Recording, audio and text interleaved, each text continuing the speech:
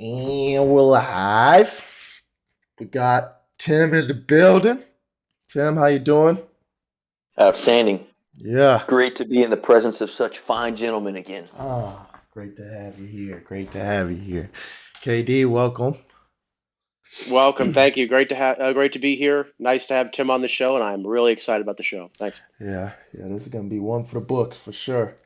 We'll dive right in, get to it, waste no time. Tim, if you want to just kind of give your credentials or a little backstory or something. Just real Kind quick of, kind flash of, Yeah. for you guys. Real yeah. quick. How smart are you? Should we really trust your word? I mean, I can just Wow. lie about how smart I am or not smart I am. So like they said, my name's Tim. We all served in the Army together. I'm still currently in. Oh, I don't know how far back you want to go, but I have taken way too many college credit hours. I think I've accumulated like 4 associate's degrees, 2 bachelors, AMP license, a lot of life experience. Worked in the oil fields for a stint. Worked in the mining industry for a stint. I mean, I don't know how in depth you want to go with it, You name but it. yeah, and those associates, and so I got a degree in psychology with a minor in philosophy. I just finished up a degree in sociology. I have an associate's in mathematics, general studies, interdisciplinary studies. Let's just put it this way: I'm interested in a lot, and I pursue a lot. Knowledge is the end state. So it's kind of Safe me to in a And nutshell. how did you meet Trevor and I? Do you want to go to that real quick? Yeah, so I was already in the unit whenever they got there. So I don't know if I would say mentored them, but I kind of took them under my chicken wings when they got in.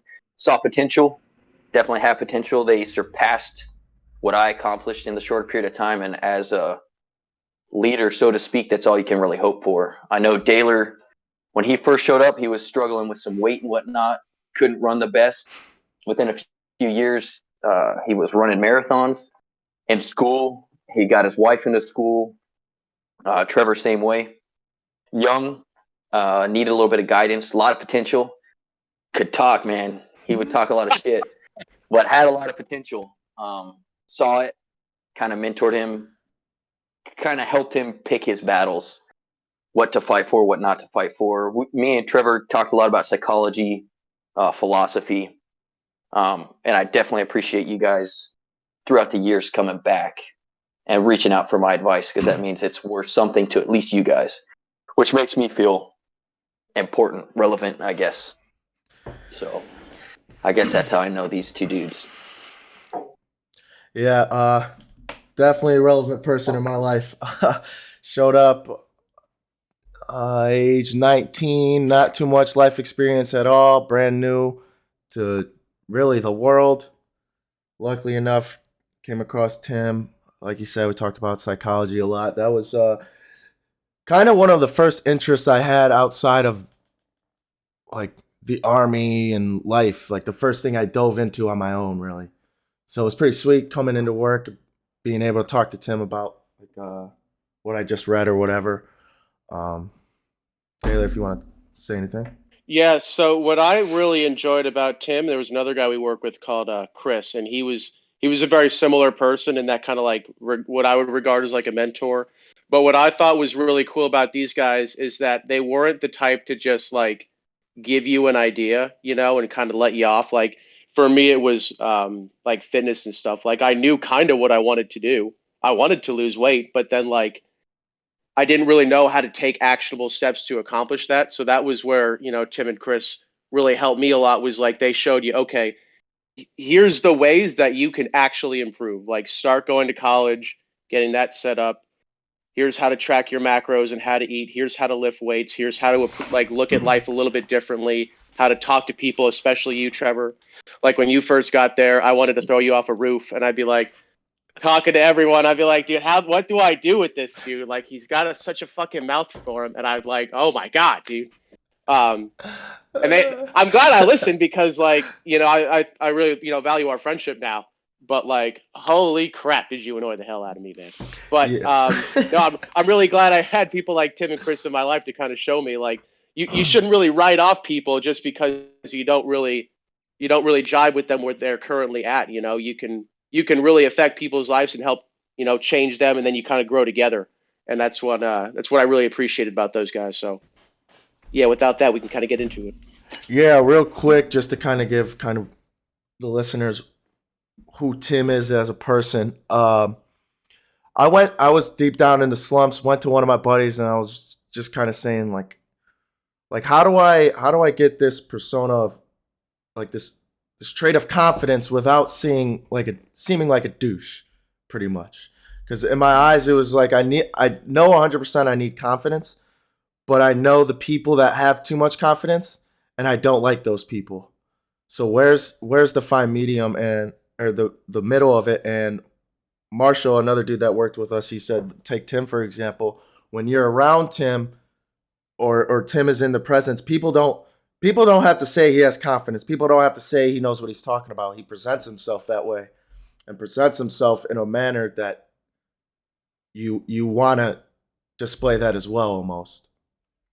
So, and there's definitely been times. Mentors just such an understatement. Role models another one. I mean, it could go on and on. I asked him for financial advice, and he emailed me his budget that he uses with him and his wife. His wife has helped me out a tremendous amount just with him, tagging along, just leading me through life. So definitely a person who's willing to help. Definitely ready to pick his brain. Yeah, 100%.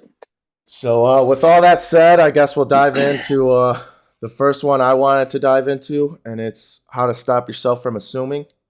I think it's pretty safe to say everyone knows the kind of general assuming makes an ass out of you and me. And I know this rule, but I still, day to day basis, find myself just assuming. So I want to know how you guys stop yourself and kind of what steps you take or things you think of midst assumption to steer yourself away from kind of finishing it. You might kick it off, Kevin? You want to, or you want me to? You All right, got some. I can go. Yeah, I got you. All So I right. guess for me, the biggest thing is self-awareness. Like you got to know when you're assuming, because if you're that disconnected with yourself, then you don't even realize you're making assumptions. So step one is be self-aware in all things, especially things that are monotonous, routine, that you experience all the time. And you even have to be aware of what you aren't aware of. Like, for example, us, we were born in the U.S. We know like the customs, courtesies, the societal norms of the U.S. And because my wife and I have had the opportunity to travel so much, sometimes you take those beliefs and ideals other places and you quickly realize that it just doesn't work that way in their culture. So step number one for me is to be self-aware. And it doesn't matter how self-aware you are, you're still going to find yourself making assumptions. And it's typically after the fact. So either one, once that assumption is made, you have to reconcile with it, like go up, don't like stew with whoever it may be or whatever it may be with. So like if it's me making an assumption that my wife did something that she didn't, and then come to find out she didn't actually do it, but I believe she did, we just go ahead and nip it in the bud. They're like, hey, I thought you did this. You didn't do it. I'm sorry that I jumped to that conclusion. And then the second thing with that, I would probably say, go ahead, Kevin. It'll come back to me. I was just gonna say, I wonder that something popped into my head is like, would you guys say that an assumption and then just like a gut instinct are necessarily different things? Because to me, they kind of seem correlated. Like all that your gut instinct is just your thousands of years of evolution kind of helping you to live pretty much, right? So it's like we talk about assumptions and there's a lot of them that can be negative, but like to me I can see some of the assumptions that would probably be something that would be wise to assume. So like if I'm a young guy walking onto a car lot, outside of a military installation, it would probably wise to assume that they're probably going to try and take advantage of me. And Well, I I mean, just, you go ahead.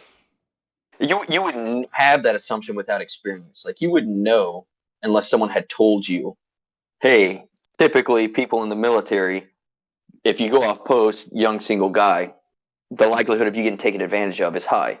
Take Walton, for example. He knew, he still did. So I mean, just because those assumptions, I agree with you. I think I think there's a difference between assumptions and gut feelings. Gut feelings is almost like a natural instinct. When you know you're in danger, when that fight or flight, that adrenaline's starting to peak, to me, there's a difference between that and an assumption. You know when you're in like physical danger, and you're like, this could turn out really Yeah. bad. Versus, I don't really know if I like the way this dude's tone is or how they're approaching this, so I'm going to assume they have malicious intent. So for me, they can be one and the same, but they're also pretty divided, in my So, opinion. Dan, I'll tell you where my mind went. So when Tim was talking, yeah, I immediately thought subconscious. Are they tied to subconscious mind? Because that is a better. Your subconscious mind are your thoughts already that you don't think of. So your assumptions are almost that. And step one is becoming conscious about it, like Tim said. So I think that would be How, you know what I'm saying? so how does it get to your subconscious? Through Yeah, like he's, repetition. yeah, So many times that's just what you've ingrained. All things will be this, and I mean it could be anything. All snakes are poisonous, therefore you must kill all snakes. I mean, it's just something like once you get in that mindset and it's a fixed mindset, I mean, it's just going to become an assumption until you get into a growth mindset and to be able to realize like, hey, maybe not all snakes are bad. Maybe these snakes are actually killing the mice that are chewing the wires to my house or my barn. So I mean, you just have to from a fixed mindset to a growth mindset is a common way of putting it. At least that's the way I kind of see it. So you also talked about you used the example with your wife nipping it in the butt and all that. Yeah. Kind of wanted to touch on the reverse side. So let's just say what would you do if your wife assumed and you kind of feel like she assumes? Is that another situation where is that your approach every time? Just go straight up, say it? Because personally, like I believe, yeah, truth is going to work every time, every single time, 10 times out of 10. So yeah, I'm going to go up and say, look, I think you assume this, or I think the issue went wrong is here, or Mhm. like even last night, my girlfriend wanted to cook dinner and hang out. To me, I thought hang out was like sit down, watch TV. So in my mind, I thought I would be thinking. So I came home and played video games instead. I texted her, hey, I'm going to play a game or two. And that was my reasoning is because I kind of want to like forget about everything. And she took offense to that because she was like, so hanging out with me isn't like relaxing pretty much. Mhm.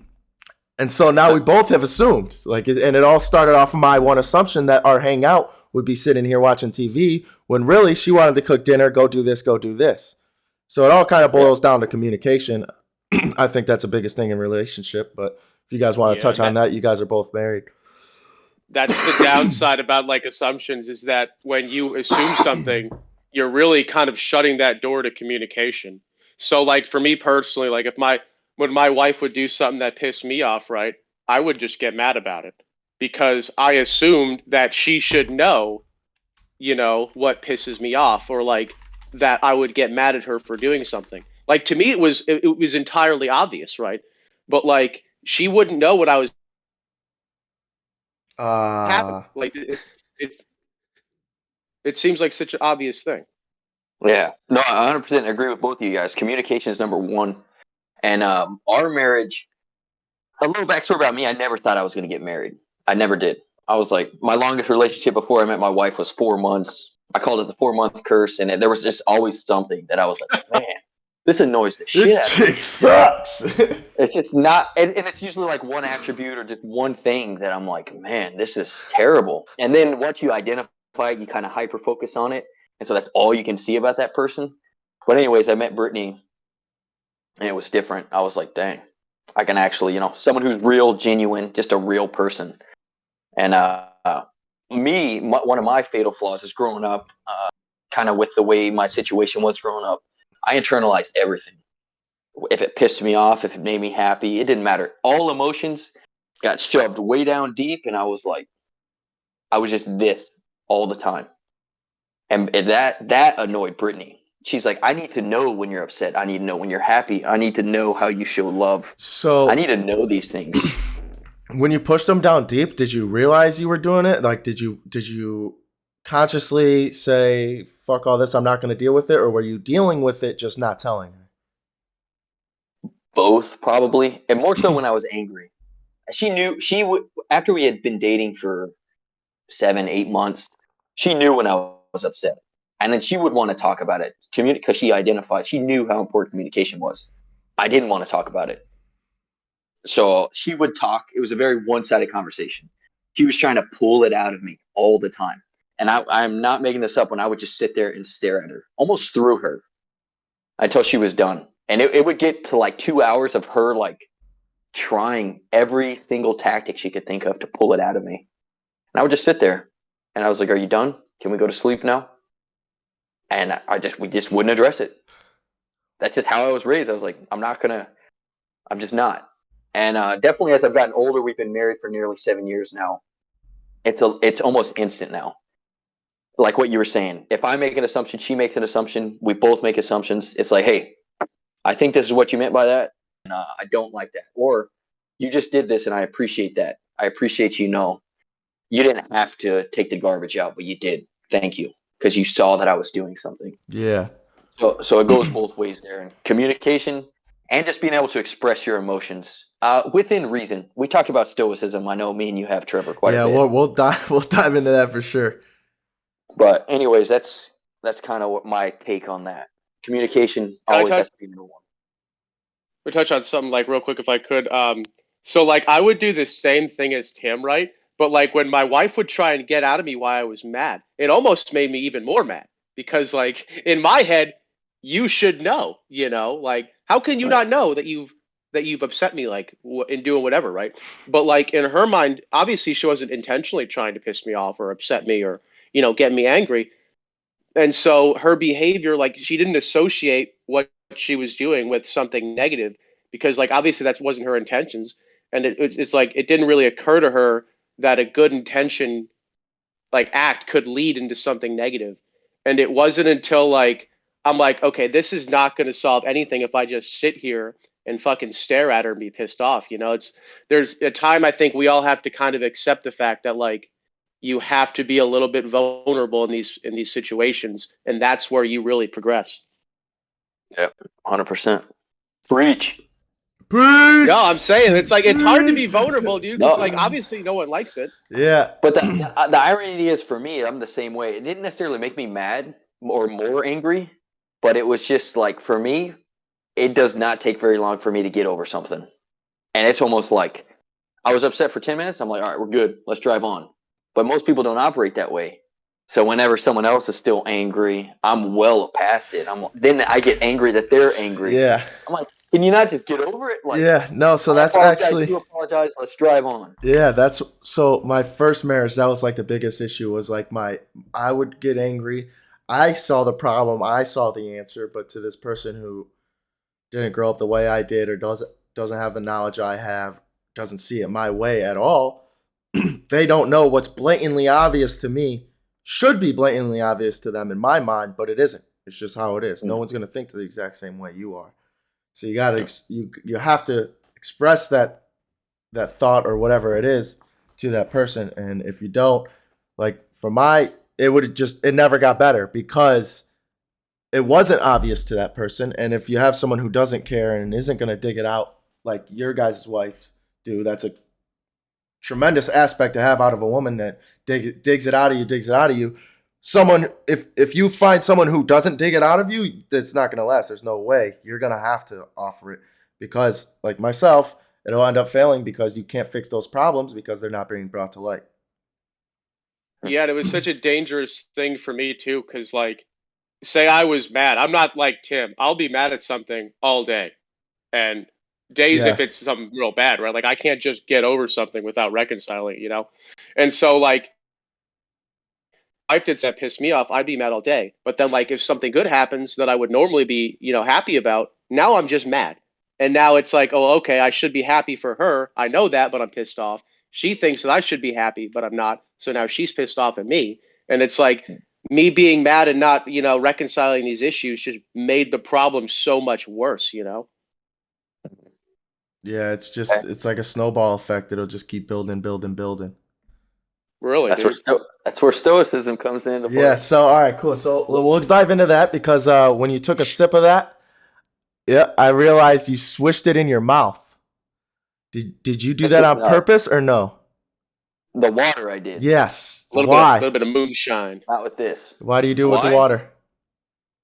One, because the water's not going to stain your teeth, and two, my mouth was dry, and I'm not going to swish like a whatever this is Celsius. Okay. Nah. Okay. I was just wondering because there is like a belief that your saliva contains life in it. So swishing it around captures all the saliva and you get to swallow more saliva, thus giving you more life. So I was just wondering Hmm. if you've heard of that before. Just No, considering. first time. He's like, bro. I was like, is bro, this my dude mouth is on it dry. already? Yeah, I'm like, is this dude on it already? What the fuck? Yeah. No, I'm like, no way. But yeah, I Dude, just that shit was like almost- last yeah. Go I'm ahead. like looking at Tim. He's like, my mouth was just dry, dude. What the Yeah, fuck are he's you like, talking bro, I'm about?" fucking. Yeah, I was but just I mean, wondering, bro, because it was something like I think last week I heard. I was on Soul Bros podcast. no, I never heard of it. It sounds very zen. If But anyone would, it'd be you, though. Me? yeah, exactly. That's If why. anyone would, That's yeah, oh, yeah. that's why I thought it was a safe assumption. See, there we go Ah. again. See how quickly you're aware of that? Yeah. He said no. No, motherfucker. I don't sun my shit neither. Yeah. Uh, Have you heard of that real quick, Tim? Before we go to yeah. stoicism, you heard about? Are you up on like? I'll kind of explain it. So there are like a lot of dudes that do like some shit to do like more healthy, I guess, or to be more healthy. Mm. So like avoiding like microplastics, right? Like shutting your phone off before you go to bed, using only candlelight before. And one of them that they do is they sun their nuts. Sun their nuts? Like sit them out in the Like get sun, tan direct them. sunlight, yeah, on your boys, bro. No? No, dude, I've never. Literally everything you guys. So I guess I should preface this for the audience. I don't have any social media. I don't own a TV. I don't watch mainstream news. Basically, I'm about as far disconnected with societal No, well ongoing. that's why we asked because it's not one. That's like this kind of community. I mean, this dude's podcast probably has like 200K Okay. followers. So it is like a underground. No one knows about it. That's why we asked because yeah, Well, that's, I haven't even heard of these podcasts. Yes. Like Joe Rogan. I don't think I've ever listened to a Joe Rogan podcast. I got probably 5 under my belt. Wow. There's quite a few. Who was the Navy SEAL that everyone Jocko. was raving about? Jocko. No, Willink. the other one. Him too. I haven't listened to any of his or the. I don't know, man. I What's think his- a lot David of Goggins you're talking about? yeah, Goggin. yeah. I think a lot of that shit you're fine without listening to be honest. Like after Well, being a man who listens, obviously you'll gain something, but not as much as like me or Daler, I'm sure. Well, I think when you know what you want out of life, Yeah. and I'm not saying that people who listen to podcasts don't know what they want out of life because it's always good to hear different perspectives. But I mean, there's some type of things they're preaching about that I'm like, I mean, if it works for you, great, do it. I know it works for me because I've tried it through trial and error. I know what works for me and what's best for my life. It's never harmful to like dabble in other things Yeah. and to expose yourself to different things, be a little bit vulnerable. But I don't know. Those people who are looking for like the answer in a podcast, like the way I view it is all those dudes, they put their pants on the same way as me. They get cut, they bleed. They get hurt emotionally, they cry. I mean, they're no more human, no superior Immortal. to me. Yeah. Right. And just moving through the tiers of the military, you always think you're gonna hit like this godlike persona. And it's not real, man. You always think like the grass is always greener. It's just a different shade of brown. It's like, I mean, or green. I mean, depends on what kind of perspective you want to take on things. So, I mean, I don't know. Yeah, That's just my 2 cents on the podcast. I'm wondering how many like because you have the experience he's talking about. Not obviously not all, but you have some of the experience and you relate to a lot of it. So I'm not sure it's productive to you because you've learned from the experience. Like you said, it's not like the Navy SEALs. I'm sure don't go listen to Jocko Willink. I mean, there's some that might. He might have been Yeah. the commander at Yeah. the time or whatever. Yeah, but yeah, you know what I mean. So I think Yeah. yeah, but But yeah, anyways, Anyways, but you don't sun your balls. no, not So the regularly. idea, Taylor, I guess you could get behind it because you brought it to me. Go ahead. The idea behind it is that there's a lot of like beneficial shit in sun rays, right? And Yeah, a vitamin lot of D. them, yeah, a lot of them to take real advantage of, you really need to get direct contact on the skin. And I'm not like an expert on the exact, physiology of how this shit works. But the Right. gist of it is that getting direct sunlight on your boys is supposed to be very beneficial for your testosterone production and kind of any function that the testes do. Mm. And on top of that, also your nuts are always covered. Like it's one of those body parts that are Anecdotally, just though, always never see sunlight. I True. have done it a few times and I felt really good afterwards. I So I can attest. take that what you will. A test. I see what you did there. I'm something like, dude, No, Tim's either gonna either do this all the time or like he's gonna have no idea what I'm talking about. no. I mean, I definitely believe that. Sunlight, just nature in general. I mean, there's plenty of research out there on how sunlight walks in nature are almost equivalent to SSRIs nowadays to help with depression. So I mean, Don't get I me don't. Hey, started on we gonna get into SSRIs. SSRIs. I want to hear your topic on that for sure. Your opinion So on that, but keep going. Sorry. so I mean, I definitely don't. I don't know if it's as. I don't think your testes are. I mean, basically like the end all be all. But I mean, if the majority of your epidermis is exposed, I think you're in a pretty good spot Yeah. just to get that. Because most people are vitamin D deficient, and I mean, I think there's not enough emphasis on like vitamin deficiencies. It's automatically let's jump into the latest and greatest of big pharma. Well, I mean, again, that's a tangent we could go on for a long time. But I think if you look at micronutrients and different vitamins and minerals that you're deficient in, I think there's plenty of more holistic ways you can find that homeostasis in your life. Dude, you need to And relax, your go outside, and just tan your nuts, dude. You and sound your uptight. dopamine too. Like I've never taken a walk outside, gotten some sun and like have still been like angry at like when I left, Like Yeah, I've always come back from the sun and be like, "Oh, fucking life is good," It's weird how it like kind of affects your mentality, and it's like I can totally see why if you work in an office your entire life, you'd be depressed. yeah. So touching Dude, on what Tim said, there was the nature aspect. Like we were meant to be in nature. We didn't have buildings when we were fucking 2,000 years ago. All that. So it's like most people nowadays are gonna have the vitamin deficiency because we're not out as much as we normally would have been without the civilization we have created. hmm But yeah, go ahead. yeah. So I mean, I agree with you, and that's one thing that I'm very conscious of. I mean, there's plenty of times when I'm driving somewhere. Don't get me wrong, I'm very grateful for some of the advances that we have because I think sometimes when Brittany and I are taking a road trip across the country, I think to myself like, what if we were on horses right now, or what if we were rucking this shit? Yeah, and the It fuck. would take us years, man, years. But I can literally drive across the entire country in a day, day and a half. Blows my mind. But there's plenty of times like people are so accustomed to like air conditioning, Wi-Fi, that instant connectivity. For me, it's so nice to just be able to unplug. Like I went up to Montana not too long ago to drop off some stuff before I moved, and I mean just completely unplugged. Oh, I mean it helped because there's no cell phone signal out at my dad's farm, and for me that's amazing to just Yeah, it's be in your own headspace. yeah, it's the practice of gratitude, and I touched on it yesterday.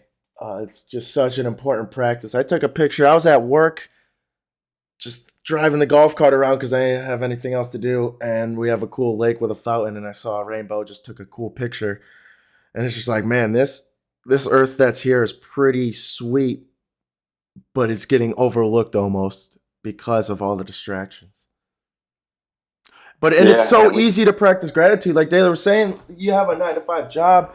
Most skyscrapers have windows, and you have a lunch. Go look out your window for a couple seconds. Look at the sky. Look at the sun. Look at the clouds, and realize, all right, maybe your boss isn't a complete asshole, or maybe it is, but you can deal with it. Yeah, well, I mean, like how often when you first showed up to the shop did I leave for lunch? He gone. Pretty much always. And I would just go sit in All the my time. car, and I always drive and park facing the trees. Sometimes I take a nap, but I mean, you can definitely do that, 100%. And not Yeah, to like mention that, go ahead. when I was in ALC, like in the first like 2 weeks you're there, you're restricted to pretty much your room, and like there was a baseball field that we could walk across near the barracks, right? And like I hate not getting sun. I feel I can tell that I feel worse, right? And I'd be like in my room all day, and we'd get off work and everyone would be like trying to hang out and drinking shit. But like I'd have to go take an hour just to go walk outside. Literally, I'd walk around this fucking baseball field 10, 12, 15 times just to be able to like get my steps in and like listen to some music and really just kind of be one, I guess, with the nature, I guess you could say. But it's so remarkable to me. It's like I could see, dude, if you weren't making an effort to do these things, how it would be so easy to just get depressed. So I got in a situation like that. We had a quarantine in Georgia before I went to Iraq the last time. So I was in 2 weeks in these shitty barracks it was like the regular army unit that was there just deployed to Poland. So they all just moved out, and the fridges were molded. There's roaches everywhere. Like, it was just the worst. And I didn't make like the conscious effort to go outside or do anything. I just turned into my nerd and hibernated. I ended up gaining 20 pounds, I think it was. Drank 2 cases of Yingling, Bang two bang. two two full bottles of Pink Whitney within 2 weeks, and it was the most I ever weighed. I got to Iraq weighing 192, I think it was. Ah, dude, that's what I'm sitting at. Yeah, bro. So within the first month of Iraq, though, I did drop back down to 175. So that was pretty dope. Yeah. But surely that has nothing to do with depression or anything. But I'm sure they're unrelated. if you don't make those conscious efforts, you will fall into. It's so easy to fall into that little hole of darkness where I didn't have to go outside, see sun or nothing. I just have a light I turn on, go get me a drink, get some food, take a shower, come back inside. I didn't know I was depressed, but I mean, statistics show it. No, it's one of those baby steps too, like it's something small, but anyone can do it. It's such an actionable thing. Like you don't have to have, a track like we had or really anything. You could just go walk on the sidewalk or like stand outside and read, It's like you don't have to go from, not getting any sun to like being out in nature, 24/7. It literally can start with 5-10 minutes when you get a break or when you got lunchtime. It just get after it. There's no real two ways about it. It's like we were working in the shop, right? We were outside a good bit, but still I would try and get sunlight when I can because it's just such an important thing. Mm-hmm. And Tim, I got something for you here. I want to say it was about a year ago. You were working on a camper, right? You finished that? Oh yeah, quite a few. Oh, you finished a few? Camper. Nearly done. You know how it is being in the army. Yeah, It's I like already know how it is. You're like you have like your time, and then bachelor's you're degrees. Like, oh yeah. Which one? I changed my major. Yeah. Just changing my mind. Minoring in recreational construction. But to talk about nature and kind of, I've grown up, fortunate enough to go camping. We had these yearly camping trips and all this shit, going out in nature and just live or sleeping in a tent for a couple of days. And now I'll ask a couple of people, 18, 20, whatever it is, would you go camping or do you like camping? And they're all like, no, not unless I have air conditioning. That's what I'm saying. People are like, dude, I'm telling you, when we moved up here, people's minds were blown. Because it was like 98 degrees.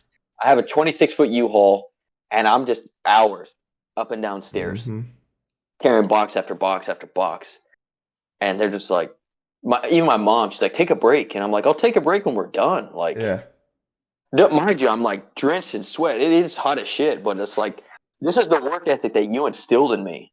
I have acclimated or I've prepared my body to withstand, to persevere through this stuff. If I take that break, obviously there's a fine line between stupidity and like not. And I was like, I don't want to regress. I've worked so hard to get to this point. why would I want to, backtrack? And that's something I'm kind of struggling with right now because of all my injuries. In my mind, I definitely can't lift what I used to lift. I kind of peaked at 26, and since then I'm going downhill. So for me, it's something hard to cope with. That eventually you're going to reach an age or a point in your life to where you're going to plateau, whether you by choice or not. And I don't know. It frustrates me that that there's so much potential within a Being person, wasted. and they just don't have like it all starts with a baby step, and then It's over time you take those baby steps, and over the years those become exponential leaps and bounds. You might not see them. It took me probably 10 years to realize like maybe I am in better shape than 99% of the people in the world. Yeah, I Taylor mean, didn't open. It took me a while. Taylor opened up my mind to that a couple months ago. Yeah, it's those baby steps that just separates you Oh yeah. from just so many other people. Going to the gym, eating eggs in the morning, bro. Like eating a eating healthy. breakfast, yeah, Yeah, eating breakfast in general. Yeah, any Yeah, breakfast. breakfast dude, yeah, breakfast that's not a donut in a coffee loaded with Yeah, 60 grams of yeah. sugar, yeah, No, yeah. but No, you're already a what's step that law? ahead. Tim, you're a smart guy. What's that law about like an object in motion, like Stays in staying in motion. motion? Yeah, until equal or opposite reaction on it. Some Newton, No, my no, it's boy Newton. Newton. Yeah, it's no. Every every every object in motion Everything in motion, stays in motion, and then for every, I think the third one is every action has an equal counter reaction, and then the equal or second opposite reaction. second one is the mass, or what is it? It's an equation. Yeah, Um, but like my so point though is that just if you wanted to don't show my have knowledge. any, it's yeah, yeah, No it's big all deal. good. Strange minds still. It's all good. Yeah, it's just all these abstract concepts that I'm extremely familiar with. No big deal. Learn them at Yale. No, but like it's hard to kind of get that momentum started, right? And then but like once you get it, dude, your momentum just keeps carrying you. But it's like that's why I think it's so necessary to focus on like these small actionable steps that people can take, is that so people can build their momentum. Once Yeah, people get to walking outside, going to the gym and lifting weights for a half an hour, maybe skipping McDonald's and making themselves some chicken. Like it starts with the really small things, and those you can't really do those small things and not you can't help but build momentum in that. yeah, Like your taste. and he's gone. So with that, uh, the Oh momentum yeah, building. I called my buddy. I called Tommy yesterday. Have you met him? Coltrane, Tommy Coltrane, me? short black dude. No, I've never No, heard of all him. right. They didn't know each other. Okay, I didn't know. You will really like him. Actually, he was on our last podcast. We'll upload it today. But I called him the other day because we found a logo designer and website designer. And interesting enough, it was just a coworker I already worked with. I just walked up to him and he was designing the menu for the restaurant already. And I was like, wait a minute, that's Adobe Illustrator. Wait a minute. Hmm. So I walked up to him and then I called Taylor, talked about it. I called Tommy and talked about it. And he was like, I mean, I don't know what to tell you, but to just keep going. I mean, it's obviously a snowball effect. Whatever you're doing Yeah, is working. Just it starts with one and keep going. Don't and you get don't discouraged. realize like that momentum. I mean, that's everything in life: savings, compounding interest, skill set. Like maybe carpentry's your thing. You start out with whittling a stick, and next thing you know, you're building a house. When that momentum's building, you live with yourself every day. So you don't even realize. That's kind of what I was talking with Taylor with. Even your physical changes. You go to the gym daily. You see your body in the mirror daily. So you don't even realize half the time when you're sprinting. That momentum's so fast. You're sprinting at this point, but you're still like in that mindset of I'm just taking those baby steps. But those baby steps have now become like pole vaults every step. So it's pretty neat. And it's kind of difficult to take a step back. Brittany's the one who helps me kind of see this. When I think I'm regressing, the reality is I'm just not pole vaulting quite as far every day, but I'm still on that upward trajectory. Yeah, So it's like doing 1% is a hell of a lot more than doing zero. Like it's yeah, it's it's not just 1%. It's a hell of a lot more. It's like doing damn near 50% of the work almost. yeah. The gym's a That So tough one too, like because you only see your body like in that current day. So like if you had a yeah, picture of yourself each day, you're only seeing page 300. And Yeah. so it's not until someone comes along that saw you at page 200 and they haven't read that last 100 pages that they can see how Yeah. far you come. And it's Yeah. like that's a super encouraging thing because, like, I guarantee you, we go to the gym, but like we still, when we go there, we think, oh, I could, my chest is lacking, or my legs need to get bigger, or you know what I mean, We dude? just Like, Oh talked yeah, to I it when know. you left. When you left, me and Dilworth were talking about, or me and Tim before you like got up, walked out the room, and I was like, "Oh, Yeah. look at them legs." And then we went on to talking about how I think my arms are big, my chest is small, my shoulders are small. Tim was saying how his rear delts disappeared. like, Gone, dude. I like, said Ham- I can't even see him wait a minute, hamstrings regressing, dude. You name it. and it's gone. withering away, bro. Yeah, but Yeah. it's that body dysmorphia. Like you essentially want to be bigger every day. That's your goal. Almost everyone's goal is to be bigger or leaner or whatever. But just being in the gym in the first place is just a hell of a lot more than so much of the American population. Yeah, because you forget when you are always trying to get bigger, like we mostly always are. You don't see how big you already are. So like I'm like, okay, I'm here. I want to put on 30 pounds of muscle, let's say. You could Bam. still be 20. Well, yeah, I mean, I'm trying to get there, you know what I mean? But like, you're wherever you are now is still 20 pounds heavier than the average guy, you know? Yeah. And so it's And I like you mean, don't really see the progress. yeah, and I mean, obviously, because we're in that same circle. For us, it's the gym. For other people, it might be rock climbing, it might be cycling, it might be yoga.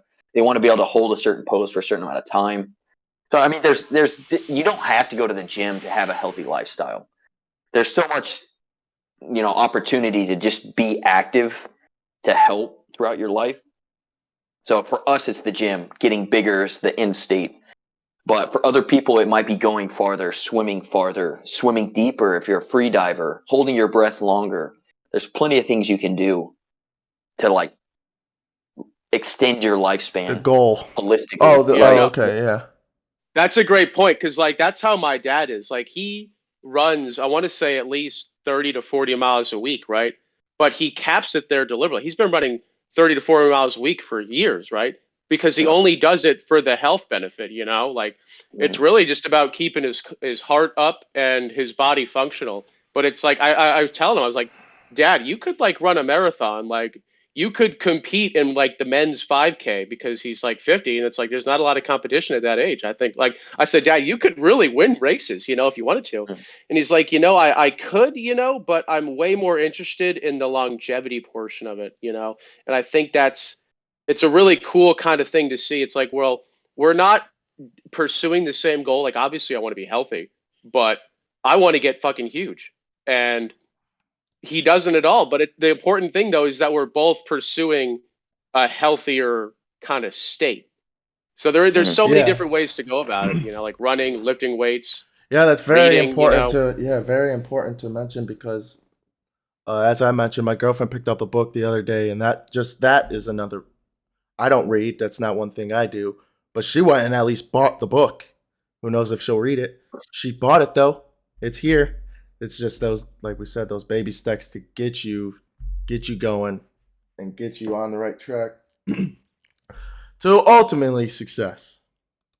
Yeah, and it's Yeah. like a one kind of Fingers crossed. psychological way if you struggle with kind of like building your momentum, right, that I've found is like to pick something easy that you can do, right? So like for me, let's say I wake up and I want to do 10 different things, right?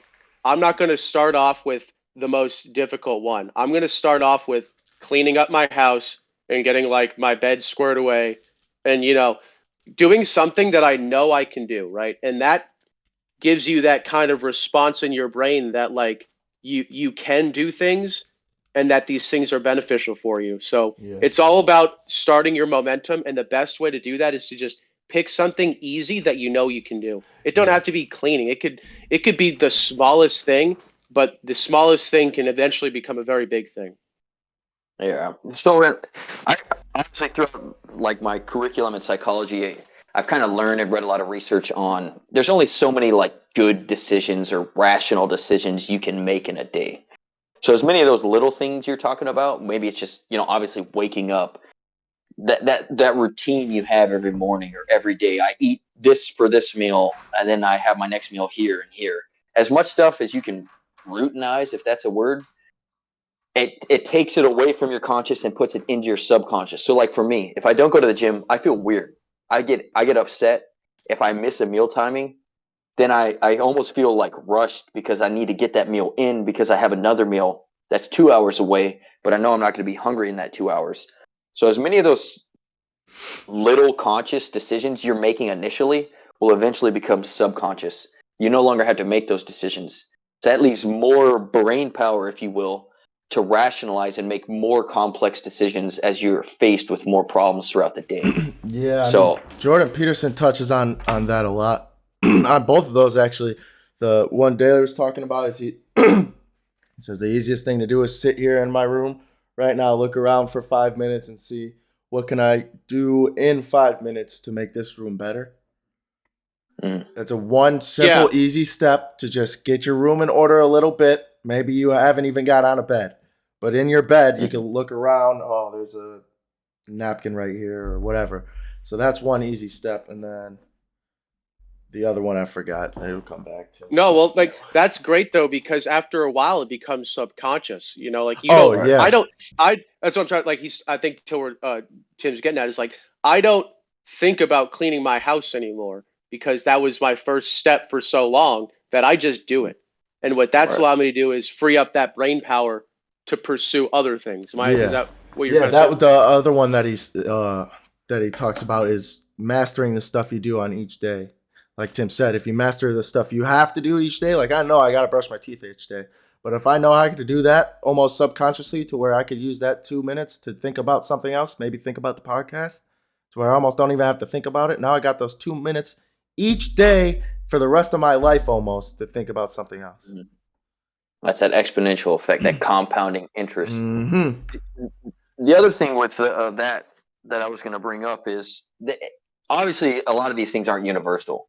It doesn't necessarily apply to everything. So obviously, us coming from a mechanical background, if I'm faced with a mechanical problem and I know X amount of tasks need to get done, I typically start with the hardest one because I'm the freshest. My mental capacity's Mm-hmm. not necessarily exhausted yet.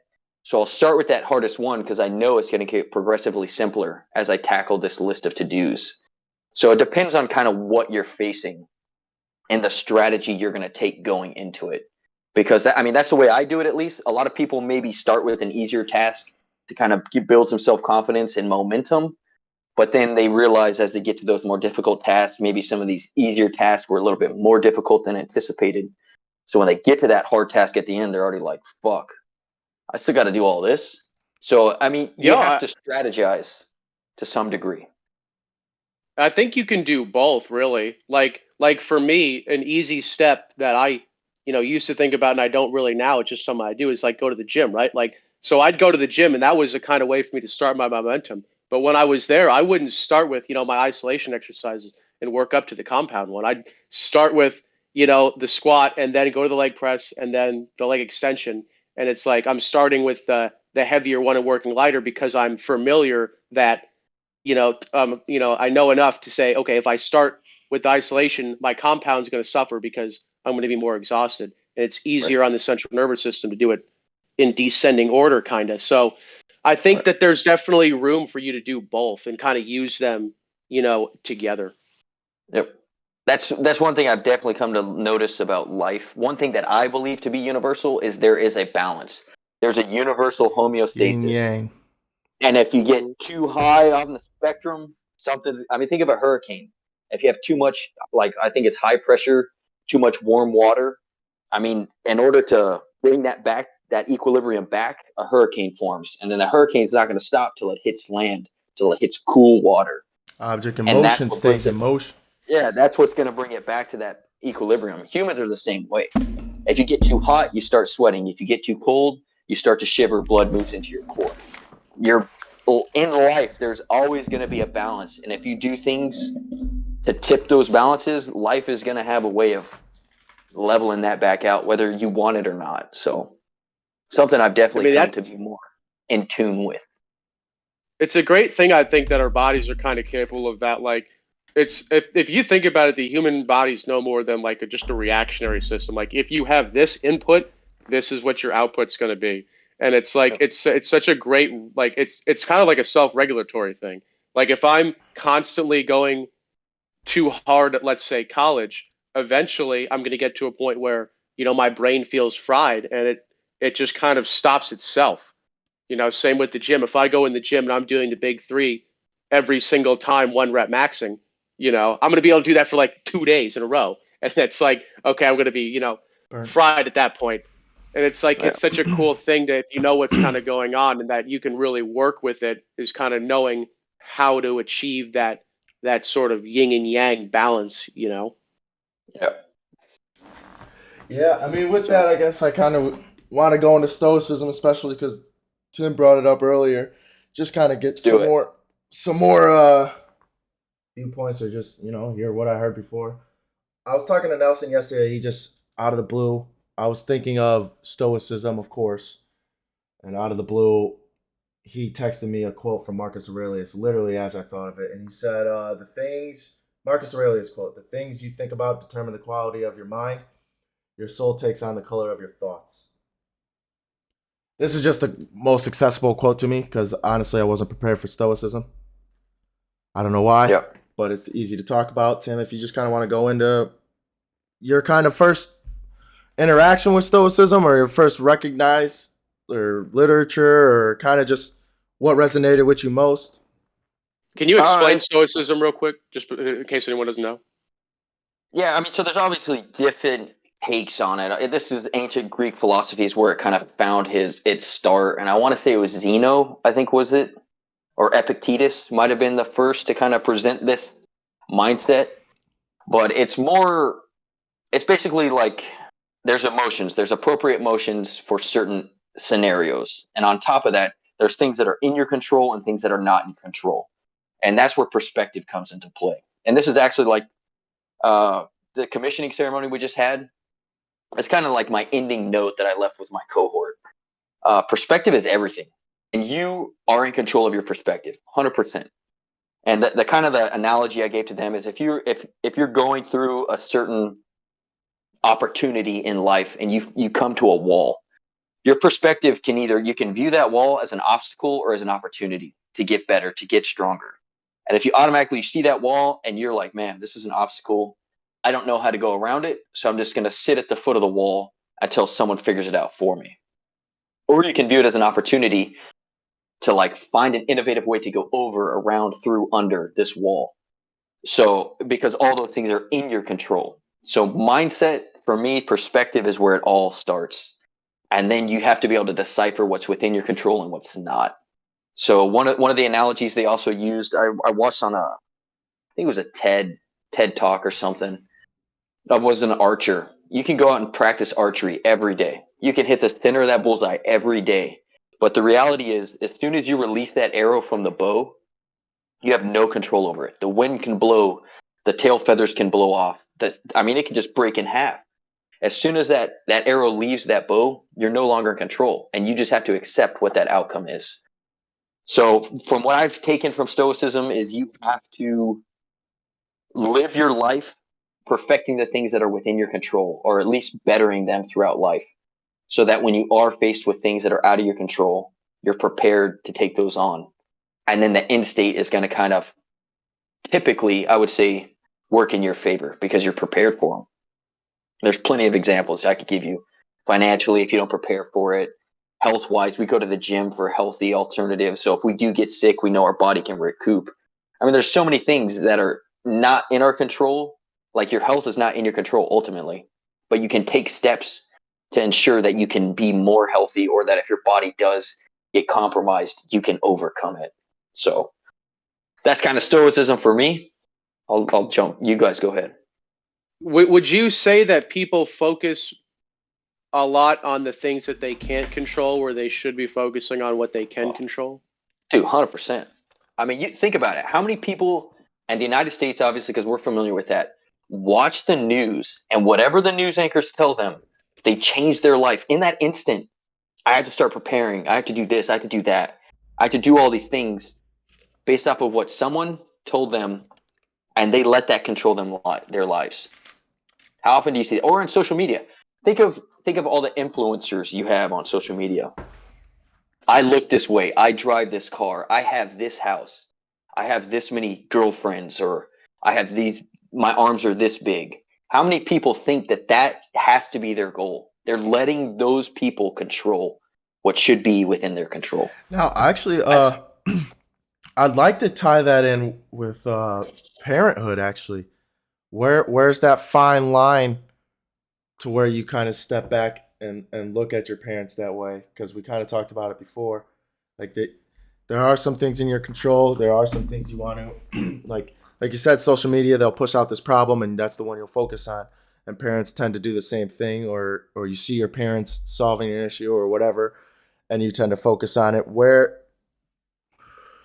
at what point in time do you say, all right, I got to start kind of thinking for myself, or gaining my own perspective, or generating my own opinions type deal, when it in regards to growing up in a household with a parent, two parents, whatever it is? Well, obviously, there's a certain point. You should be, again, you go back to psychology, you have the nature versus nurture debate. Obviously, it's a bit of both. To what extreme, you don't really know. No one's really going to know. Everyone's unique in that aspect. So I think there is a certain point in young adulthood, I would probably say around high school, when you should be thinking for yourself and you should challenge certain lines of thought. Now, obviously, when you challenge something, you don't have to be an asshole about it. Something doesn't make sense to you, or you perceive something a little differently. Obviously, you can tactfully address your concerns, something that I struggled with early on in my military I was career. I gonna was just say, like, yeah, like your yeah, mustache fucking debacle. yeah. So, I mean, if something was fucking stupid, if it smelled like shit, looked like shit, I'm like, hey, this is shit. And they're like, you can't say that. And I'm like, do you want me to say it's a shiny piece of shit? Like, I mean, why beat around the bush? Let's save ourselves some time and just get to it. So something I've definitely worked on myself, but when it comes to parenting and young adulthood, I think the sooner you can start deciphering life while still being able to accept advice and experience from people who have been there and done that. That's one thing I'm pretty fortunate in that regard. I learned pretty early on things I didn't want to do versus things I did want to do going through life. And some of that has changed. And so I always take the opportunity, especially like my grandparents or people who have had more life experience. And the more life experience you get and the more knowledge you accumulate, you can decipher like, okay, they're full of shit versus this might have some validity to it. I should probably, take that into consideration moving forward. So I don't think there's a certain day or time or age, but it should, in my opinion, it should be late middle school, early high school. You should start wanting to rationalize and think bigger, zoom out, and don't be so hyper focused on the here and now. And how does this relate to life and the world in general? Just my 2 cents. Money. Yeah, we were talking about this thing in my college last week. It was called the locus of control model, and it's basically like whether or not you believe that your actions input the end effect, pretty much. So, like, I used to be, it's like a spectrum, I guess, like everything, I guess, is now, but where the external model of control people think that their actions don't affect the end point, and the internal people think that the end point is completely dependent on their reactions. So, like, I used to be a really external person because it was hard for me to take straight up responsibility for my actions. I could say, okay, if I have this problem of like that I need to change, it's easy for me to see how everyone else's behavior and everything that happened to me affected that. But then at the end of the day, that's not helping me change this issue at all. So it wasn't until I kind of shifted to more of an internal like point of view on that and say, okay, well, some things you just can't help, like I can't help if a car hits me and kills me, or if I get struck by a lightning bolt, but I can control whether or not I treat my body well and do everything that I can to stay healthy, maintain like healthy relationships with the people that I know, maintain like a spiritual health. Like there's so much that you can control. And I think people get so wrapped up in focusing on what they can't that they don't really see how all they affect anything really. Yeah, and I think it's If you important. just Go ahead, Tim. if you picture like just a pie chart, there's all these influences that are going to whatever that goal may be. And you are only in control of a little sliver of that. So let's say you're doing something, a dart, for example, because we're familiar with that. You've done your part. The engine's good. We're good to go. But hydro misses a swedge or doesn't replace a chunk of line, and then you just send fluid, contaminated fluid through the starter, shreds the starter. You did your part. You were successful in what you were there to do. But another portion of that hole out of your control ultimately made the bigger mission a failure. And then that comes into perspective. How do you want to view it? Obviously, you're not going to shit on the hydro guy and be like, hey, dude, you fucked everything up because I did my part. But that's kind of what you're getting at is there's things within your control, and that's what you should be focused on. I did everything in my control to ensure group success, whether that be a family, workplace environment. It doesn't matter. You did your part. Now, obviously, you're not going to make all those who didn't do their part feel like shit. That's when you should try and mentor and be like, why did you make the decisions you make? And then kind of help them see that path to where maybe here, if you would have gone right instead of left, things would have turned out a little bit differently. So in that spectrum, we get back to homeostasis. I was just gonna. Somewhere in the middle. That was what I was middle. gonna cut off and talk about when you talked is the balance. It's important to point out the balance, and it's also important to say you said focus on what you can control. We also just talked about you have to also be able to realize what you can't control. So you do have to focus on both, but physically or mentally, not mentally, but you do want to take action on the ones you can control. Is I guess the best way to put it, and I think it's also like living on either side of that spectrum, one end or the other, is just a depressing life. Thinking you can't control anything is going to be depressing because you think you're a waste of space. And then on the other thing, thinking you can't control anything is going to be depressing because you can't and you won't get your way. And now you're going to be depressed because of that. So like we say, it's just all about the middle, all about the balance. And yeah, I mean, at the end of the day, you can't control whether the hydro guy does his job correctly. You can only really affect your own job. You you know, can control how much you help him do his job effectively. If you're yeah, aware, yeah. like as long as yeah, exactly. If you know what you're doing, but like if I halfway know how to do a swedge, I'm not going to offer my opinion. And you know, like and that's where knowledge comes into play. Yeah. Like it's the more you accumulate. I mean, no one can take that from you unless you get you get in a car accident, have amnesia or some type of TBI. No one can take that knowledge from you. Does that knowledge become antiquated? Sometimes. Depends on what we're talking about. But the more you can accumulate over the years, the more useful you can be, the more control you would have in a given situation. Let's say I'm not the hydro guy. I know the hydro guy is a junior, hydro mechanic. I'm the engine guy. I fix the engine task. Then I know enough about hydro to do the switch properly and to purge the system. So you take him kind of like when we go on trips, we'll take a junior engine guy to kind of like, hey, you're going to take lead on this. I'm going to just shadow you. And if you need assistance, jump in. That's the kind of approach you can take. So now your piece of the pie has gone from this to a little bit bigger because you have more control, more influence on the total outcome. So the more diverse you are, the more well-versed you are at just knowledge, just life in general, the more control you have on that outcome. And obviously, again, it comes back to tact and how you approach it. Like, hey, I know you're the hydro guy, but I know more about hydro than you, so shut the fuck up, sit down, let me do this. Yeah. So there's always an opportunity for growth. I think this could go into a question I've always wanted to ask, and it's kind of hard to ask, just because it feels weird. But I do want to know, what kind of led you to want to help me and Daler, like just mentor or take under their wing, or what you saw in us to where you're like, okay, this guy's got something, to where you were cared enough to offer your opinion or offer your knowledge on the matter. Oh, Rook, can I add to that question too? Yeah. Real quick. Is there people that you've seen that you've just kind of written off? Not maybe that's not the right word, but say, okay, I'm not going to help this person right now. Or almost lost hope for? Yeah.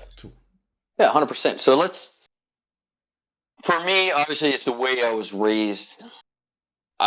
my mom obviously taught me like you should help people. It doesn't matter the color of your skin, it doesn't matter your socioeconomic status, it doesn't matter. A human Amen. being is a human being. I don't give a shit where you are in life.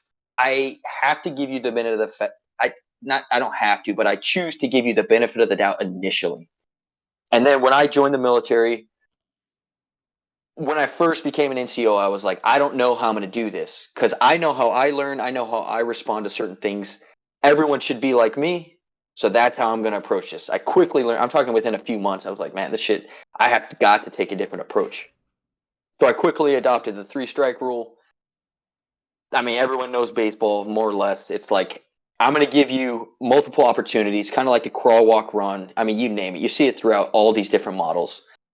I'm going to help them initially. I'm going to guide them the second time. Then the third time, I'm going to step back and shadow. And so I'm to that point to where I don't ever write anyone off initially.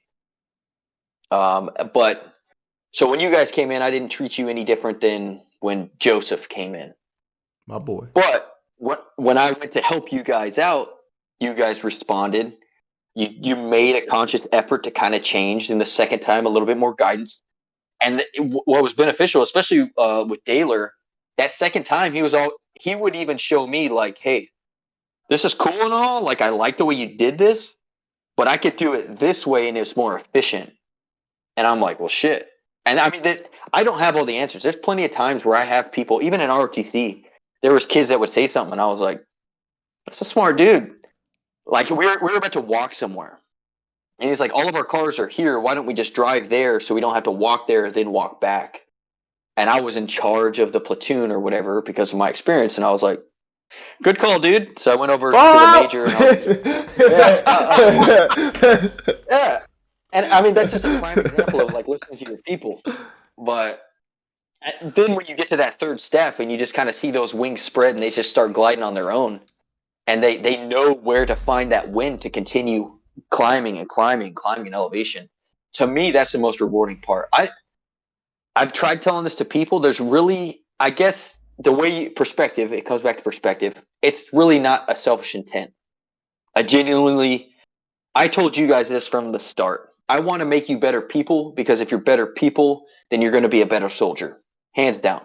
Whether that be through education, through certificates, through going to schools, like the more opportunities, the more experiences you have in life, the more well-rounded you're going to be, the more that you can have in your control, and the more you can contribute back to society. So for me, that was always the goal. How can I help you reach your full potential?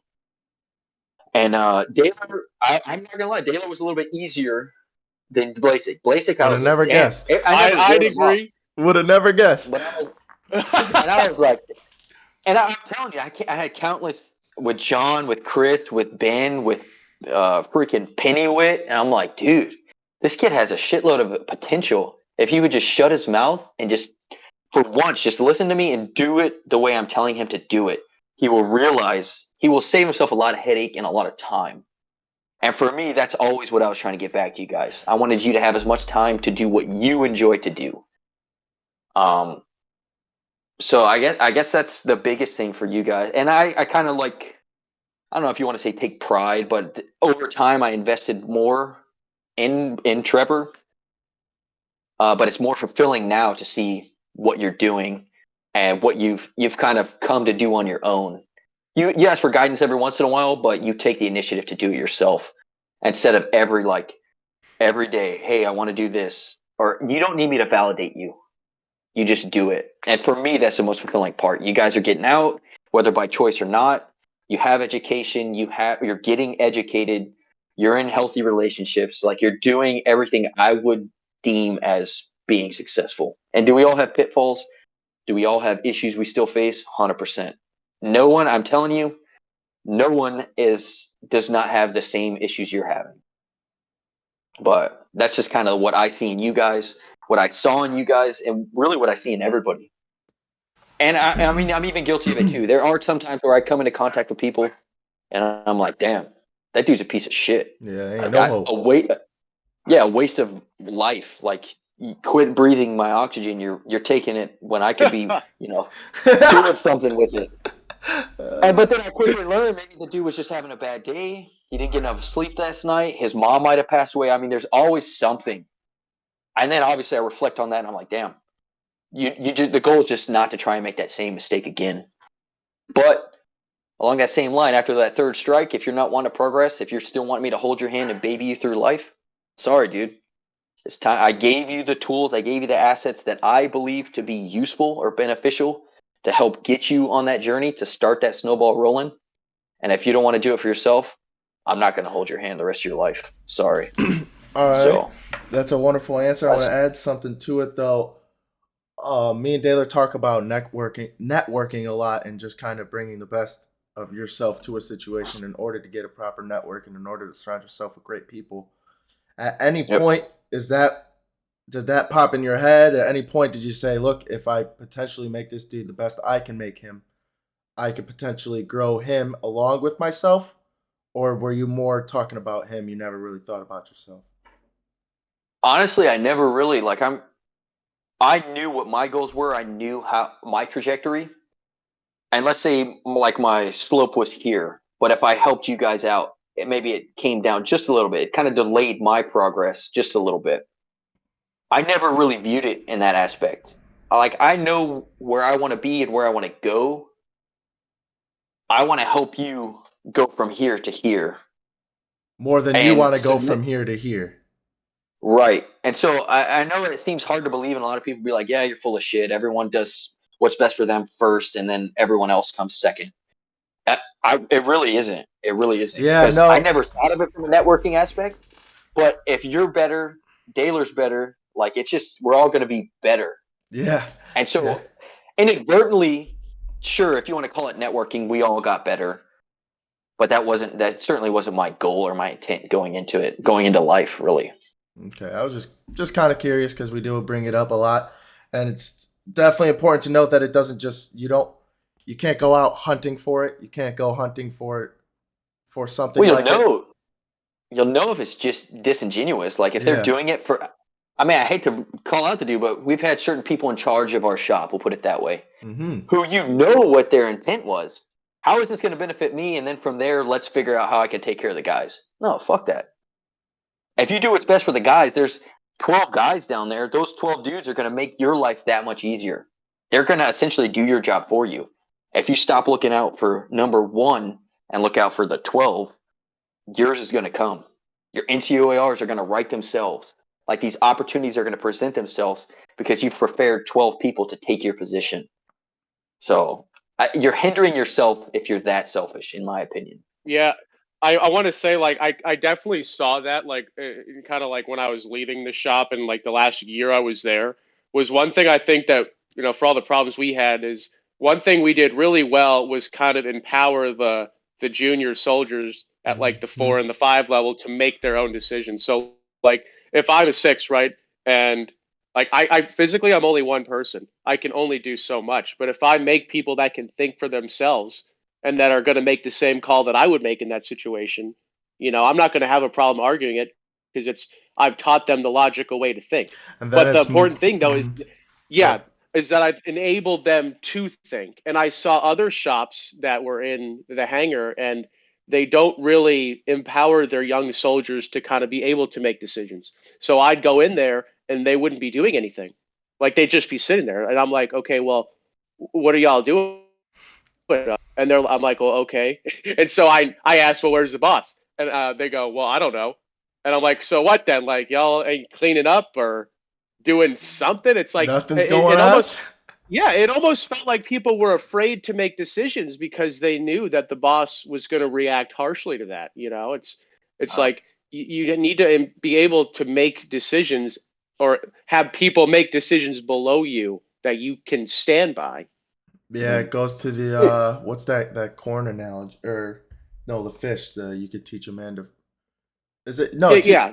Right, teach a man to fish or give him a fish. Like what is it? It's like yeah, you give him a fish, you feed him for a day, you teach him to yeah, fish, you feed him for a lifetime. yeah. I mean, that's 100%. That's my goal whenever I took over PC as a junior E5 was like, I wanted you to set your own goals for the day. And if they were realistic, if they were something like, oh, okay, I can get down with that. When you were done with those goals, what did I do? I sent you home. Wonder where We have Daler a got night guy that for a reason. from. And I No, mean, no. there's all types of little things like that, like the run cell program we set up. I don't know if it's still going or if it was beneficial, if it helped any of our junior enlisted like understand the engines any better, but at least it gave them the opportunity to do that. And I 100% agree with what Taylor said. There's plenty of trips where certain people, I think Blazing, you were actually TDY one time, and I get a phone call like, "Hey, Trevor's trying to do this," and this is the MTP. This is the MTP on the phone, and I'm like, "Okay." And he's like, "I don't think that's the right call." And I'm like, "Well, sir, you know how you start Yeah. everything off with Well, all due respect. Are you the engine sir. guy?" Yeah. Well, no. And I'm like, well, Trevor is, and I trained Trevor. Not that I'm the end all be all, or I am confident in Trevor's abilities and capabilities to troubleshoot and ensure that you're safe when you're flying. I said, so whatever decision he makes, I stand by it. Now, if it was something way off the wall, I would call Trevor immediately and be like, hey, bro, what the fuck? Have you even considered this? Because there were a few times, especially with all the fuel pump issues and whatnot. Oh yeah. I got calls from Daler and whatnot. Hey, I'm TDY, and I would go up to the shop and I would run through the troubleshooting theory too.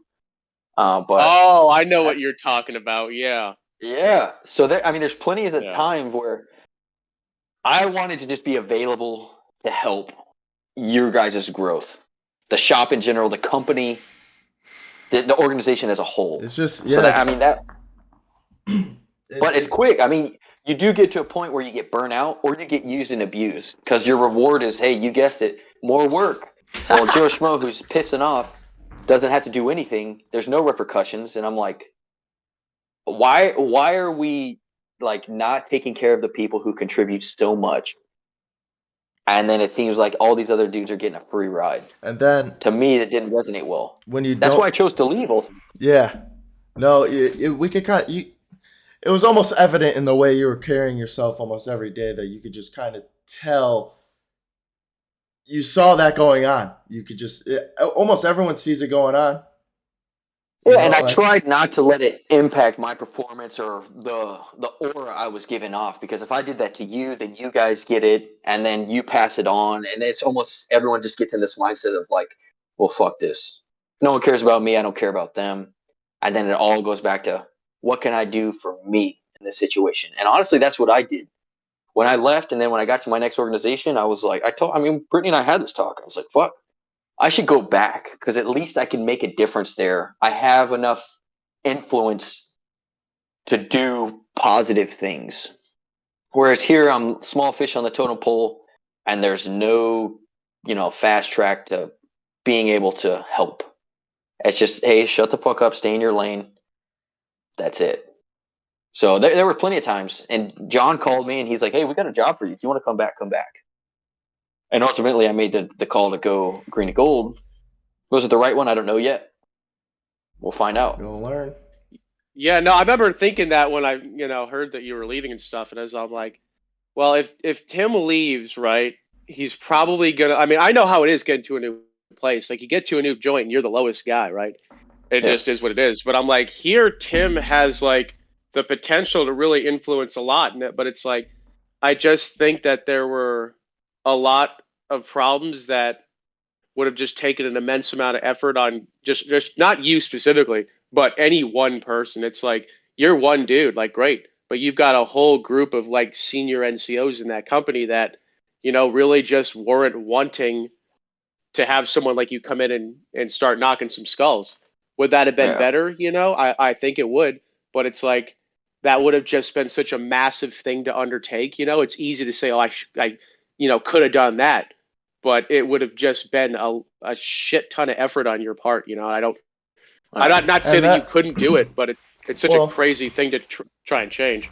that taps into like the resiliency in the face of adversity. I was listening to Jocko's podcast. They were explaining the Iraqi war, and he was Mm. explaining how it was the youngest full bird colonel in the army was trying his hardest to change the trajectory of the war, but he eventually got so far to where it became a political matter. He ended up falling out, not going through with it, not finishing his plan, and then we wasted an extra 10 years of the Iraqi war. So it kind of it kind of blows because now you got this politics or tribal thinking like we were talking about where you're getting kicked out almost. The good is getting kicked out because there's so much evil overruling. Tyranny almost.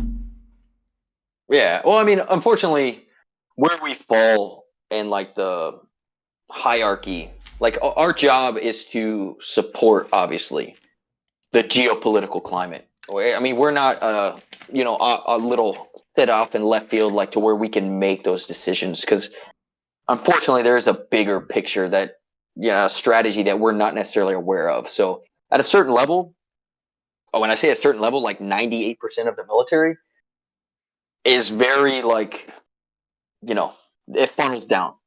We've all heard the analogy. You have a job. You're a small cog in a much bigger machine, and you just need to fulfill that role. Whether you agree with the end state, if you even know what the end state is or not, your job is to do this, and that's it.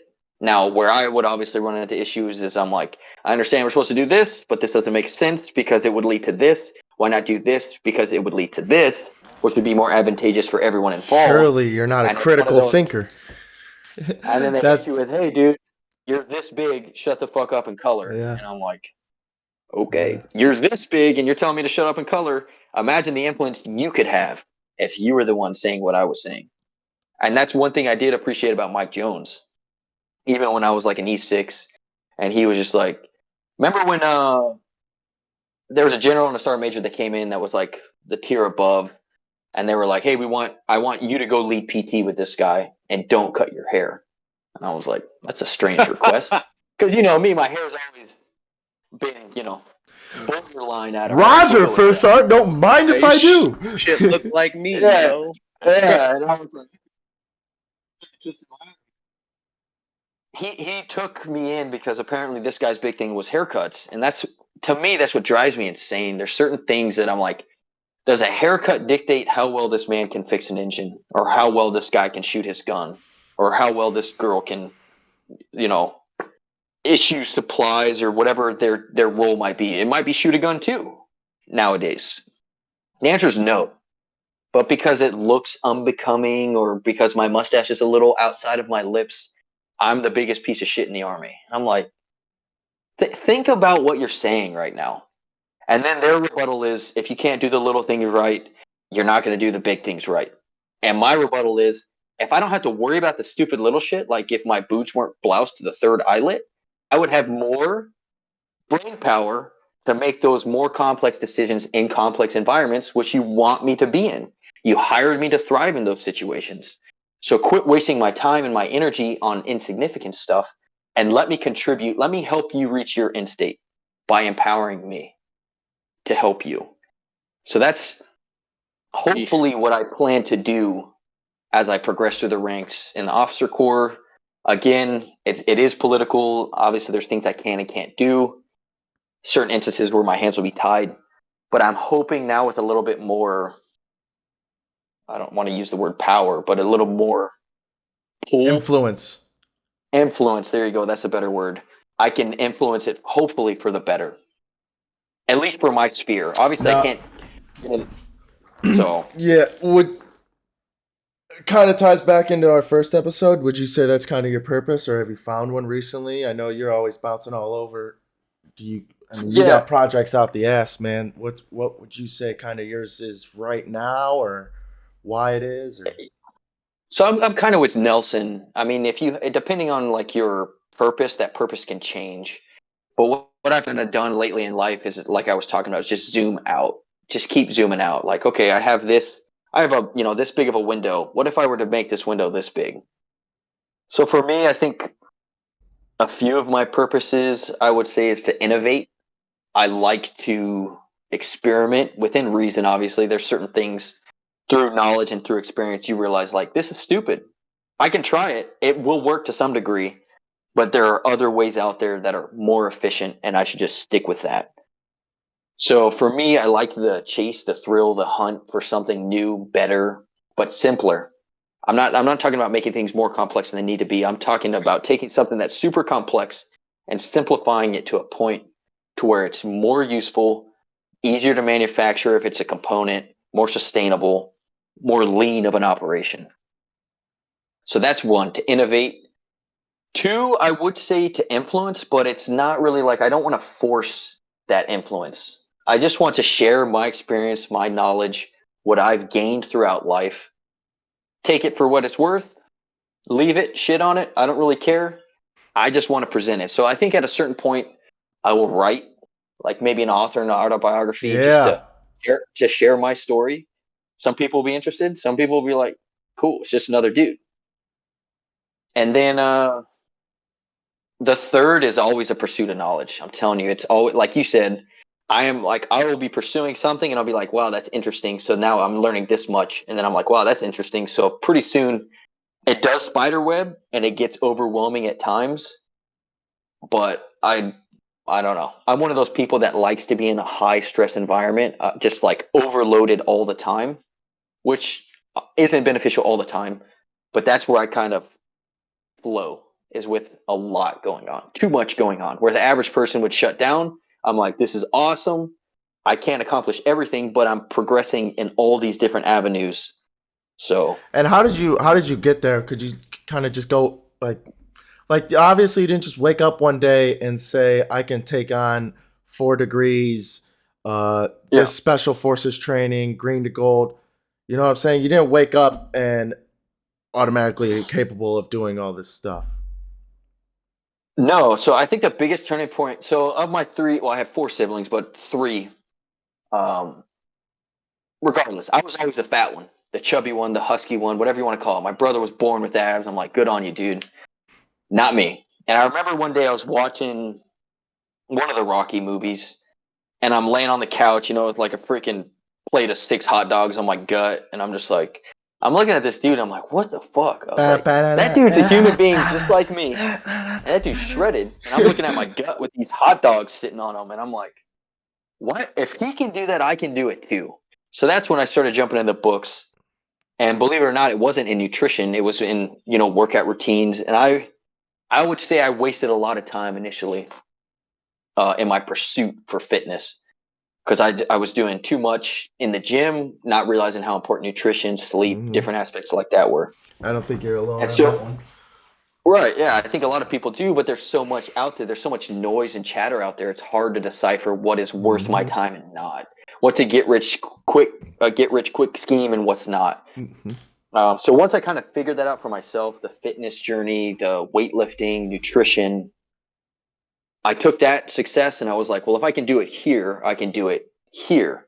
And I didn't know anything about mechanicking when I graduated high school. I could change my oil and I changed an alternator. That was it, and a tire. So I went to vocational school, and my mom was like, you don't know anything about this. And I was like, I know, that's why I'm going to learn. And we grew up very, very poor, and I had to take out a student loan. So for me, I was scared shitless because I owed, $35,000 to people, and I've never owed anyone anything, and I don't like to owe people anything. So went through this program, and I was there every day. I absorbed as much as I could. Graduate. I was the 13th person to graduate with a 4.0 and 100% attendance from that program. And so it's kind of that snowball effect, that momentum we're talking about. Okay, I did this with fitness. Now I've done it with automotive, diesel, welding, hydraulics. And then, like, where else can I continue to roll this into? And honestly, higher education didn't. It was always one of those things. I'll get to it, until I met Brittany. And one day in the barracks, we were going to the gym, or so I thought. She's like, hey, jump in the car, we're gonna go to the gym. So I'm sipping my pre-workout. She hangs a right instead of a left out of the parking lot, and I'm like, the gym's that way. And she knows that. I know she knows that. We end up at the educational center at Fort Campbell. I'm like, what the fuck? She's like, go in and don't come Gotcha. out till you're, yeah, don't come out till you're enrolled in a class or in a school. Motherfucker. Yeah, so that's Yoink. what I did, man. I started. I helped Sam Rashke get started. I don't know if he's still pursuing it, but he was. I think you guys, Daler was showing up right about that time. And then when I And showed up, you proceeded to kind of enforce that route because you were the one that definitely got me into college.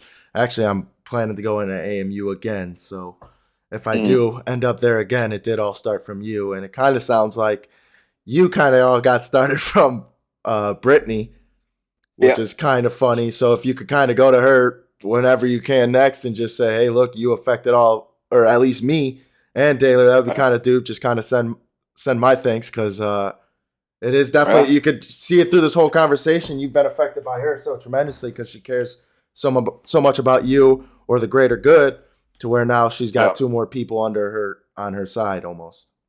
Yeah. And that's kind of what we're talking about with that Yeah. sphere of influence. Like the goal was not to make us better, Yeah. me and Brittany better as a couple. It just happened. We grow stronger as our sphere grows. That sphere gets stronger, and just that influence, that domino Yeah. effect. And you Whether eventually you, become unstoppable. yeah, You and eventually I get mean enough it's people like this, you're unstoppable. yeah. So for me, I've been enrolled in a college class since 2015, 2014, literally every month since then. And I don't plan on stopping anytime soon. And Brittany's like, hey, you got a lot of training coming up. It's going to be pretty stressful. You should probably, take a tactical pause, focus on that. And I'm like, nah, I'm good. We'll figure it out. So, yeah, what grad school can't be that difficult. Yeah, So, come on. I'm Come only going to middle on. school online. Yeah. yeah. Uh, So, anyways, that's the long answer to your question. yeah, no, I appreciate it. That dove into it that far. Um, Taylor, or I guess one more thing, then I'll let Taylor talk for once, maybe if I feel like it. I see you're wearing your Tyga shirt.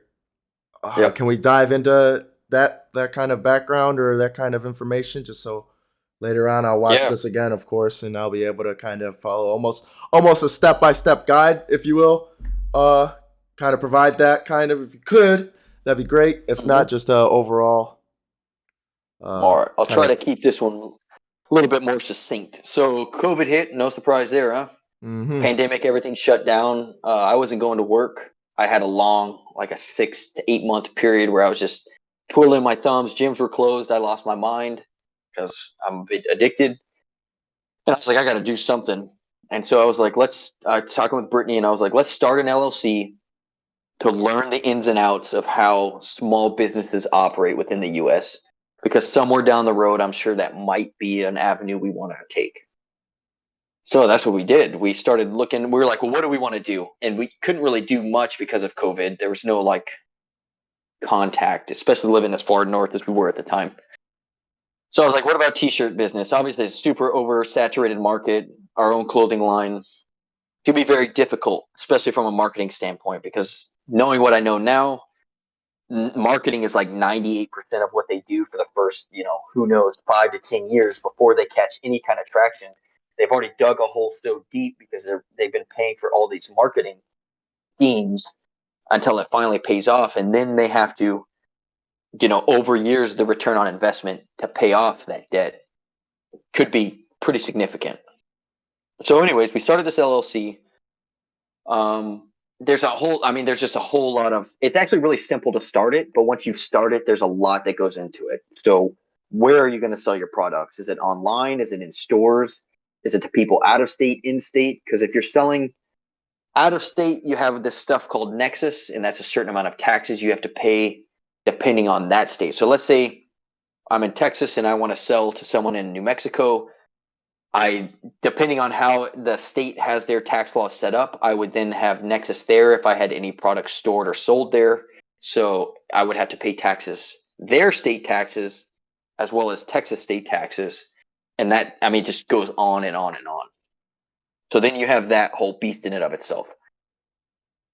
Then from there, you get into marketing.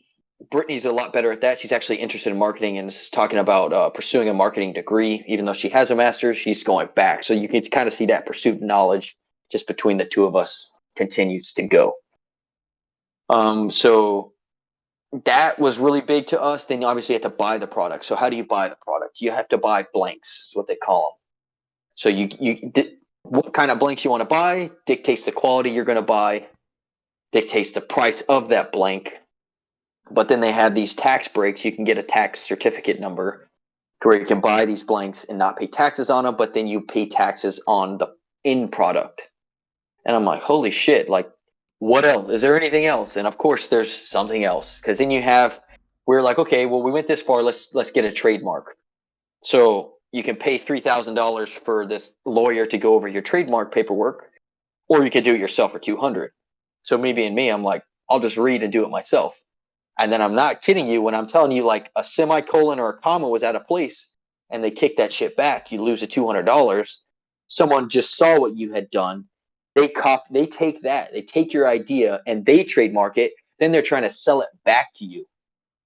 And I'm like, you gotta be shitting me right now. Like, you literally just told my idea, but you put a comma when I didn't, and now you're trying to sell me my own fucking company? You're crazy, dude. Domain names, same way. You don't want to build a domain yourself, you have to pay someone to operate. Squarespace, you have Shopify, all these platforms that you have to get into. Those are monthly fees. I mean, I am telling you, when it just stuff compounds one after the other. We had this basically a third party company that they would send our official paperwork to, and then they would send it to us. But since it went to them, we had some type of legal umbrella. And I was like, okay, sounds like Well, cheap I'm not insurance. following the rules, so no. No, I mean, if you're a sole proprietorship, there's a lot of stuff that doesn't really apply to you. When you start growing or expanding your business, it gets very complicated very quick. So So, one thing long story short, go ahead. long story short, we ended up shutting the LLC down. And when we did, just to go through that process, because we didn't want to keep with the military moving and all that stuff, we didn't want to continue to go through all these processes, keeping up with taxes, stuff like that. We should have got a CPA. We didn't. We ended up getting hit with this. Like, we sent something to the state and we're like, hey, we're only selling on these platforms. These platforms pay our taxes on our behalf. And what do you need us to provide you with? They were like, nothing, you're good. So I'm like, cool. So we didn't submit anything. And then they're like, hey, you still had to submit this paperwork, just with it stating that you didn't have to submit anything. And I'm like, hold on. I literally had the email from you telling me I don't have to submit anything. But now you're telling me I have to submit it. Oh, and since I didn't submit it for these 18 months, I have to pay a penalty fee. And so it's just one of those things that it's a lot, man. Yeah, It's gotta like play the that'll system. have to be your sole focus. And then like Daler would have to do the podcast. There has to be someone in the back doing the book work So while you pursue. so what's the CPA for? CPA is certified. Personal CPA is like a accountant. tax person accountant. Yeah, so if that they would be able to handle like your bookkeeping, make sure So taxes are being paid. at what point do I need to get a CPA? When do I hit a point where I need one? So obviously, I'm not a tax expert.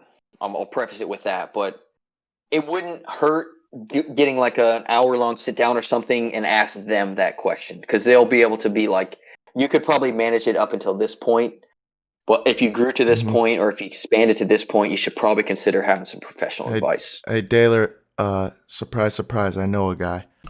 Hey guys, what's going on? Sorry about the kind of abrupt ending to this show. We had an issue.